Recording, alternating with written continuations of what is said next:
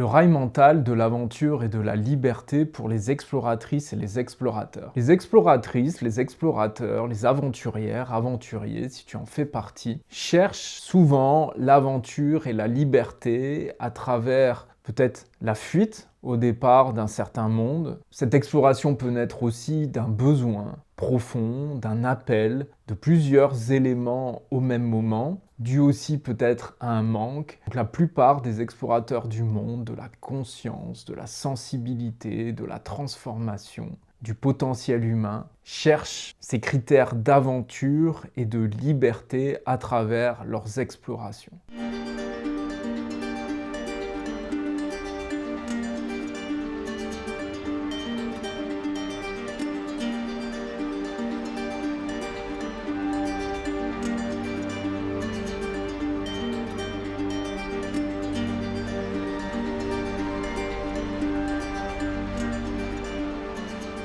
Cette aventure et cette liberté nourrit énormément. C'est peut-être les deux éléments qui nourrissent l'exploration, la difficulté parfois de l'exploration pour continuer à cheminer vers cette quête de sens, cette quête individuelle, peut-être collective, de sortir de certains schémas connus et de pouvoir aller vers ces territoires inconnus avec liberté et donc aussi cette aventure et tout ce que l'aventure peut apporter. De la surprise, du changement, du mouvement, de la connaissance de soi, du dépassement, avec la liberté de ne pas avoir trop d'attaches, de pouvoir se mouvoir, de décider, d'être autonome. Au plus on va aller dans une certaine aventure, au plus on peut se rendre libre et donc ça peut devenir un rail mental.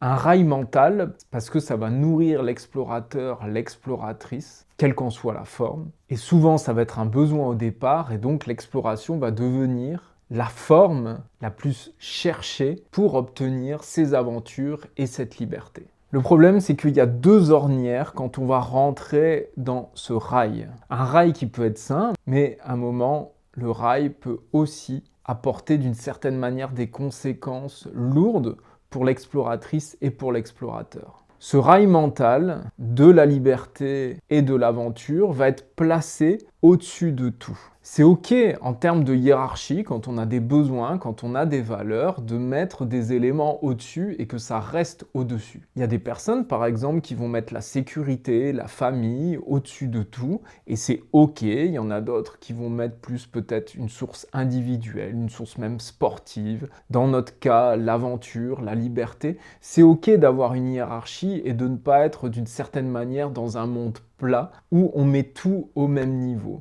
D'avoir le cran, le courage de mettre des éléments plus importants que d'autres, c'est ce qui fait aussi nos spécificités, nos individualités, et c'est ce qui rend aussi notre monde riche et qu'on ne soit pas toutes et tous les mêmes dans une norme assez plate qui ne nous nourrit pas. Mais là où c'est plus difficile, c'est quand on a cette hiérarchie qui est là et qui va devenir isolée. Quand je dis isolé, c'est-à-dire que 2-3 éléments de nos vies vont être vraiment finalement portés haut et fort dans notre vie, au quotidien, dans notre philosophie, dans notre état d'esprit. Mais il n'y aura pas d'autres éléments qui vont venir pondérer, qui vont venir harmoniser ces 2-3 éléments importants. Autrement dit, c'est ok d'avoir des éléments qu'on met au devant de la scène, mais si à un moment ce n'est que les seuls éléments qu'on porte et qu'il n'y en a pas d'autres qu'on n'investit pas, même s'ils ne sont pas aussi importants que nos 2-3 critères principaux,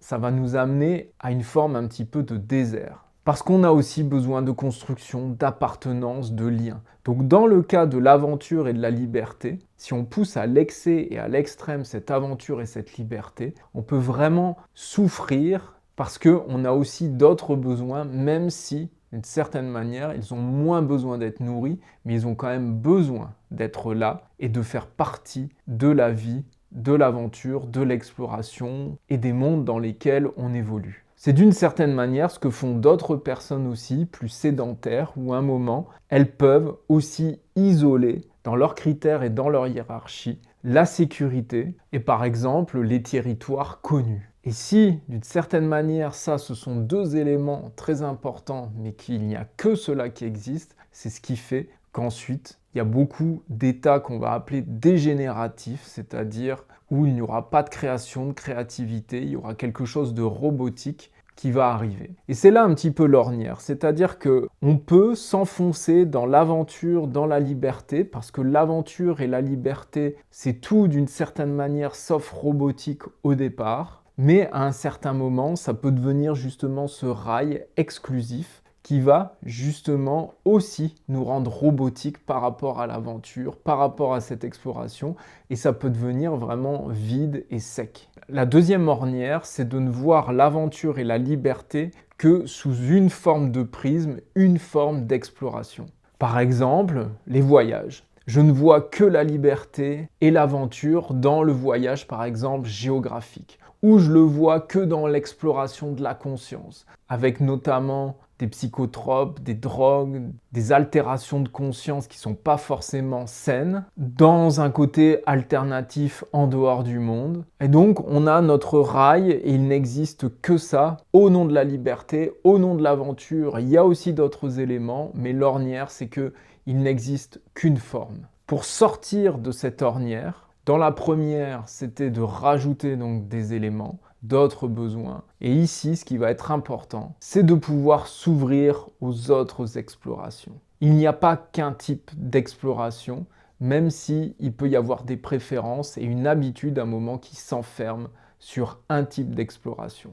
Continuer à être un explorateur, c'est changer aussi son type d'exploration. La vraie exploration est là. Un deuxième élément, c'est aussi de construire l'aventure et la liberté dans un retour. Retour ne signifie pas forcément avoir la vie de personnes hyper casées, qui ne sont d'une certaine manière que dans la sécurité, dans les territoires connus. Et donc l'aventure et l'exploration peut, dans un retour au monde différent de celui que nous avons pu connaître, apporter aussi tout son lot de liberté et d'aventure, avec des choses peut-être plus communes et plus simples. Ça peut être une plus grande aventure, un moment par exemple, de donner naissance à un enfant, de construire une famille, que d'être au bout du monde dans une aventure extrême, mais c'est aussi un autre type d'aventure et aussi de territoire inconnu qui va être plus peut-être relié aux liens humains. L'idée, donc par rapport à la première ornière, c'est de se nourrir aussi d'autres éléments, même si ce sont des besoins moins fondamentaux. Les besoins, au plus ils vont être nourris, au plus d'une certaine manière, ils auront aussi besoin d'être nourris par aussi nos habitudes, nos spécificités. Donc même si l'aventure et la liberté, c'est quelque chose d'important pour toi, peut-être qu'à un moment, il peut y avoir d'autres éléments et en les nourrissant, eh bien, ça devient aussi de plus grands besoins et ils viennent aussi apporter une balance à cette liberté et cette exploration. Décider de choisir un mode de vie aussi créatif, aventurier, où je peux aussi être sur plusieurs plans, sur plusieurs formes, avec cette créativité, d'avoir peut-être un pied dans la sédentarité, un pied plus dans le nomadisme, et de surfer pour sortir d'un paradoxe, d'un paradigme où c'est soit j'explore, soit je suis sédentaire. Pour conclure, à travers l'exploration, on ressent et on a beaucoup la liberté, l'aventure, et c'est quelque chose qui nourrit énormément, quel que soit le type d'exploration que tu as. Mais là où il faut faire attention, c'est à ce rail, à cette fixation d'une certaine exploration, pour vivre exclusivement ces deux éléments, de la liberté et de l'aventure, et d'une certaine manière appauvrir le terrain de jeu que l'on a, rendre un petit peu désertique notre façon de faire, notre façon de voir, et qui d'une certaine manière peut nous emmener dans un emprisonnement. Et donc l'idée, c'est de bien rester en conscience, conscient, consciente de cette aventure et de cette liberté pour qu'elle soit vraiment vécue intérieurement et de pouvoir se renouveler pour ne pas avoir qu'un seul prisme de liberté et d'aventure qui va petit à petit s'amenuiser. J'espère que cette vidéo aura pu t'apporter. N'hésite pas à mettre des commentaires pour aller plus loin, dire ce que tu en penses, poser une question. Et merci d'avance pour les likes, les partages, les abonnements. Ça aide au référencement de la chaîne. Je te remercie de ton écoute. À bientôt.